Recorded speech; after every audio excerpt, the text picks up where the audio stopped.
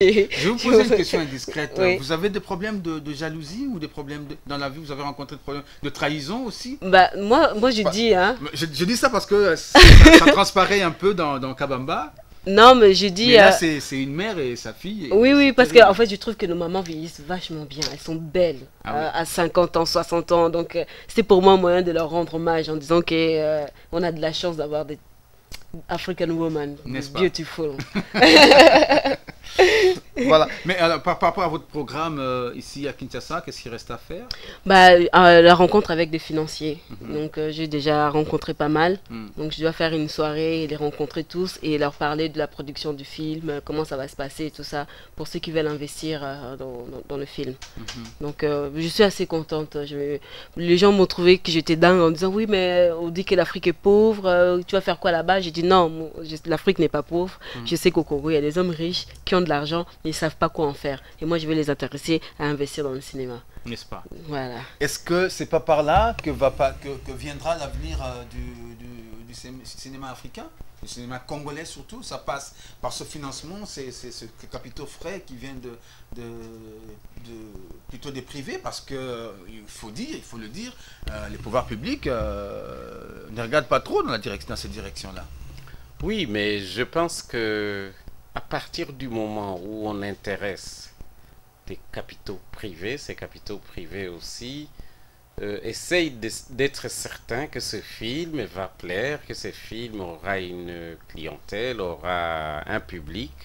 Et forcément, à ce moment-là, on commence à faire des choses qui sont proches de nous et pas tellement proches de ceux qui, des institutions étrangères qui généralement nous financent. Donc cette démarche, je pense qu'elle est très saine et peut-être la seule capable de nous, créateurs, de nous influencer dans le bon sens, parce qu'à ce moment-là, si nous avions des distributeurs congolais qui mettent de l'argent dans un film parce que le scénario leur plaît, si nous avions des télévisions congolaises qui mettent de l'argent dans un film parce que le sujet est captivant pour eux et pour leurs téléspectateurs, si nous avions des producteurs africains ou des comédiens, des stars congolais qui rapportent de l'argent parce que si vous choisissez ce star-là, vous savez qu'il y a des millions de personnes qui vous suivent. Okay.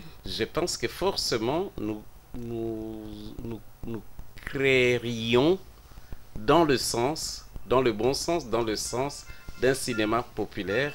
Et je crois que ça, c'est la seule manière de faire exister une industrie congolaise du cinéma. Parce qu'en fait, on peut faire tout ce qu'on veut, mais on parlera d'un cinéma congolais quand il y aura une vraie industrie du cinéma.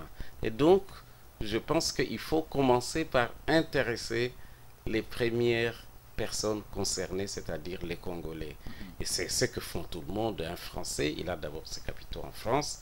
Ça n'interdit pas de faire des coproductions. Après, on va chercher de l'argent, une coproduction italienne, suédoise, américaine.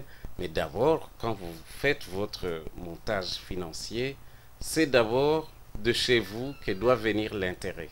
Et pas l'inverse. Dans le cinéma africain, et congolais en particulier, bien sûr, parce que nous ne sommes nulle part, on a tendance à faire l'inverse.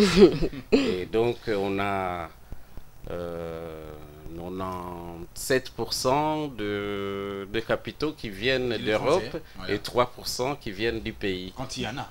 Quand il y en a. Donc, ce n'est pas très sain comme démarche. Ok. Merci beaucoup, Moïse Ngangura, et bonne chance aux habits neufs du gouverneur. Oui, bonne chance. Voilà, et bonne chance à vous aussi. J'espère Merci. que vous trouverez beaucoup d'argent. D'argent, oui. Et voilà, Inch'Allah. Et on va dire que c'est par là aussi, comme je disais, que passe forcément l'avenir du cinéma congolais, parce que nous avons vraiment besoin que ce cinéma vive, que ce cinéma revive. On a connu dans le passé Kinkessé, mais c'est très loin derrière nous. Papa Wemba, la vie est belle, c'est loin aussi. Aujourd'hui, on a les habits neufs du gouverneur, nous avons Sisterhood et nous avons plein d'autres films, Le Damier de Baloufou, Jojo Factory. Jojo Factory, voilà, il y a plein. On aimerait bien les avoir ici à Kinshasa, ici au Congo, mais pourquoi pas finalement avoir ici au Congo une industrie en termes de matériel où on peut enregistrer, tourner des films ici sur place et pourquoi pas les exporter après parce qu'ils seront forcément bons. Quand on pense à la qualité des cinéastes que nous avons qui remportent des prix, des trophées partout où ils passent, sauf chez nous. C'est quand même dommage que les pouvoirs publics ne s'intéressent pas au cinéma congolais. Et pourtant, pour répondre à ces messieurs des affaires étrangères, messieurs, le cinéma fait vivre les États-Unis. Le cinéma fait vivre l'Inde. Le cinéma fait vivre beaucoup de pays, messieurs, mais de loin, mieux que les passeports que nous vendons d'ailleurs à $150. C'est pas le prix, hein. Voilà, en plus.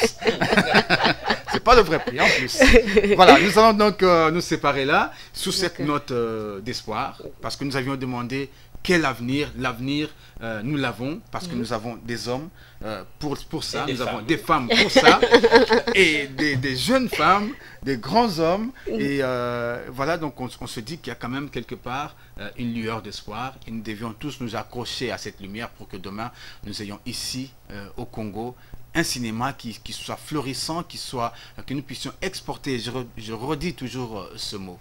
C'est sur ces mots d'ailleurs que je vous dis au revoir. Au revoir. Ngangoura, Nolda.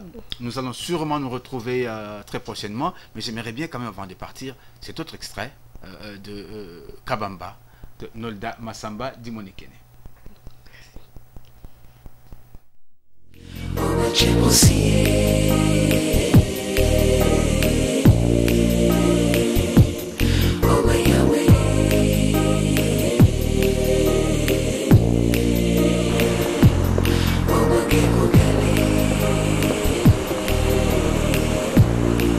C'est fou ce que vous ressemblez à la description que vous m'avez faite. Kabamba? Amina, Qu'est-ce que tu fais ici? tu fais ici? Toi d'abord.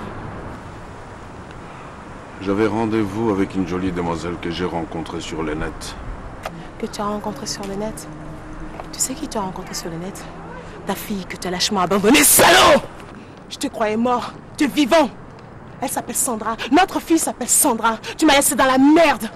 Tu réapparais comme ça et tu dis que j'avais dragué sur le net. Vas-y, dégage, je me dégoûte! Vous là, mignonne, fais pas la difficile, viens prendre un verre. Mignonne, pourquoi tu fais la nonne? La scène qui touche, je te kiffe, surtout me dis pas non. Oublie un peu ta fierté, y'a quelque chose dans tes yeux qui me dit que tu me veux.